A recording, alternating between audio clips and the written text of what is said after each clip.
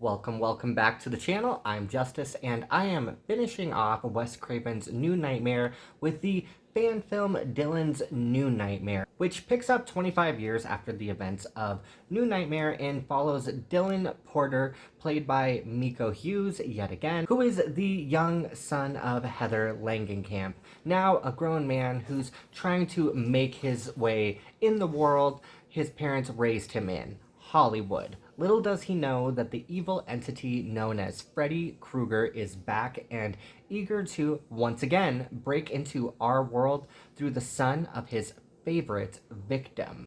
Now, unlike any other videos I have done covering this franchise, this review is based off my most recent first-time watch of this film, and overall, for being a fan film, I would go as far as saying that now in my own mental headcanon that this is 100% in the canon of the Nightmare on Elm Street franchise.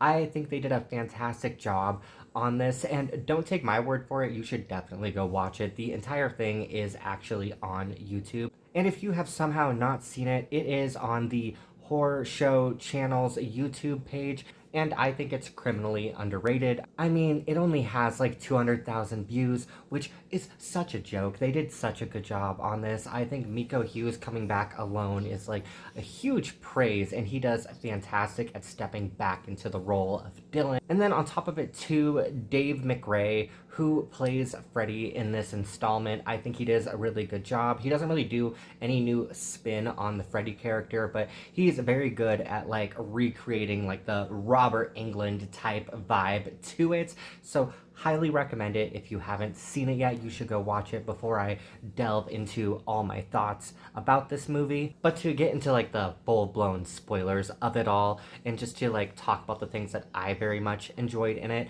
I thought the dream sequences, which are a huge thing that need to work in a nightmare movie at the end of the day, if they are a mess, then your nightmare film is going to go down the drain. It's that simple. We've seen it with other sequels, and I think here they did a really fantastic job. You have all these shots that use a lot of color in them, and this film is very much not afraid of color, and that's something that I very much enjoyed with it. It almost felt kind of Giallo-esque to me at time with the lighting that they would use, especially in the earliest dream sequence when Freddy first pops into the film. I thought was fantastic. And on top of it too, having Miko step back into the character of Dylan just felt like such a natural progression to see his character at this point in his life now. And I mean, I've said it in other videos before, so we need to call out the daddies of the Nightmare franchise, and Miko's kind of daddy in this film, and I'm just gonna leave it at that.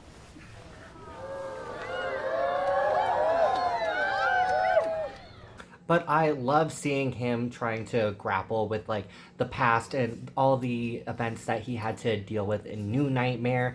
I think seeing him trying to move on from that and build his own career as an actor, I thought was a very interesting angle to take it. And again, like I said, a very natural progression of the character. I also have to give praise where it's due and say you can very much tell that this was created by someone who enjoys the horror genre as a whole, and someone who also just enjoys the nightmare movies as a whole. I think a really big example, I would say, of that, you have Dylan's therapist in this movie, and she's essentially the stand-in for the movie critics who hate horror movies at the end of the day, and she just touts Nightmare on Elm Street as the cheap slasher flicks that his mother Heather had been in, and that they are still haunting him, and how that's kind of weird that people are even scared of these things, that and the other. I thought that was really cool because you saw aspects of that in the original New Nightmare. There's also little Easter eggs throughout the film. In the first dream sequence, you have Dylan, who is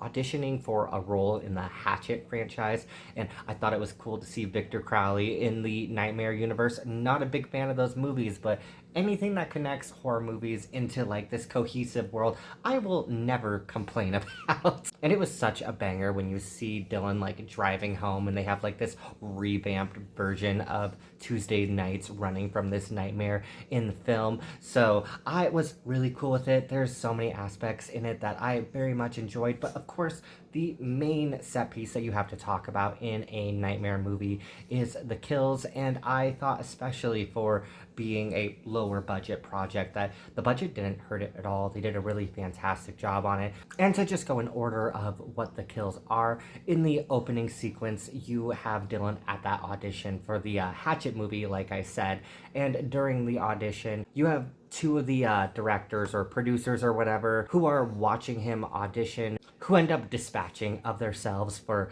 lack of a better term. And I thought it was a pretty gnarly effect, and I would highly recommend that if you're not sensitive to that kind of stuff, that you should very much watch the uncensored gory version. And it's just in the description of the regular version that would normally pop up in your search results. I think that is the better one to watch if you don't want to miss out on any of that gore. I thought that was a really fun opening sequence though. And then of course, much like in the original film, Freddy ends up bleeding into the real world and ends up attacking his therapist. And that whole sequence I thought was really fun. It starts with like her arm getting chopped off, and then like Freddy like just splices his hand through her and kills the bitch, for lack of a better term.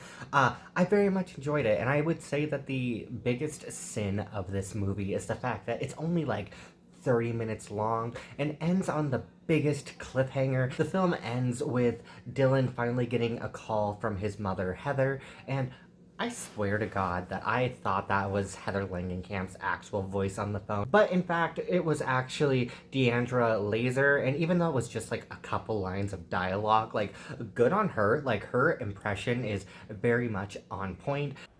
Hello? Billy? It's Mom.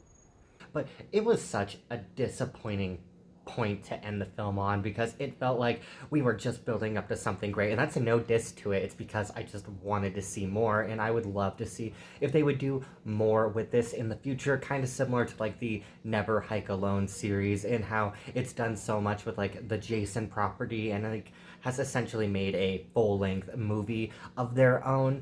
I would love to see that continued with Dylan's New Nightmare, to see like a part 2 where it can like wrap up the story more cohesively, so it isn't left so open, because that was a huge thing that I loved about New Nightmare, was just how like much of a bookend it was for that story. And I would love to see this continuation also have that, but if we don't get that too, this was still a really good entry. And again, if you guys haven't seen it, you should definitely go give it a watch. I highly recommend it. But anyways, that is going to wrap up my thoughts on Dylan's New Nightmare. You guys should let me know what you thought of it in the comments down below. I would love to hear what you have to say. And if you're new to the channel and you want more content in the future just like this, then I would love if you hit that subscribe button. I cover everything and anything horror on this channel.